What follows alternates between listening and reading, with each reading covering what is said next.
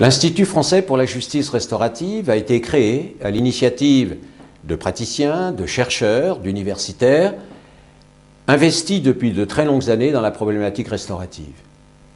En 2010, une première expérimentation en France, à la Maison centrale de Poissy, a permis une session de rencontres détenus-victimes en collaboration avec l'Institut national d'aide aux victimes et de médiation, l'INAVEM, le service pénitentiaire d'insertion et de probation des Yvelines, le SPIP, 78, et de quelques membres qui sont parmi les fondateurs de notre actuel institut.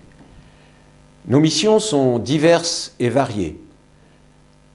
Le souhait de créer cet institut était essentiellement guidé par ce souci que nous avons d'apporter le maximum d'informations disponibles sur la justice restaurative, sur ce qu'elle n'est pas, sur les protocoles à mettre en place et notamment sur l'essentielle professionnalisation des intéressés. Il ne conviendrait pas aujourd'hui que par des dispositifs restauratifs, l'on puisse ajouter à la souffrance de l'infracteur, de la victime, de leurs proches, voire de leur communauté d'appartenance.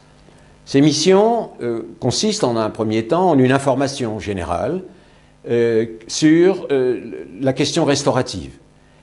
La seconde mission de l'Institut est d'offrir à nos partenaires un observatoire des pratiques où ils pourront exposer les expériences, les programmes qu'ils développent aujourd'hui dans notre pays.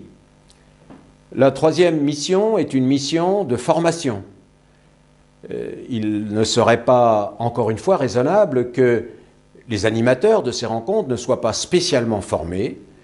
Et dans le cadre d'une convention élaborée avec l'INAVEM, nous offrons dorénavant des formations spécialisées pour chacune de ces mesures de justice restaurative. La mission d'accompagnement, de suivi est aussi importante à l'égard de tous ceux qui souhaitent mettre en place un programme ou de manière plus ambitieuse, un service régional de justice restaurative. Nous pouvons enfin et pour l'essentiel offrir des services en matière d'évaluation des programmes développés et dans ce cadre-là, accompagner leur réalisation.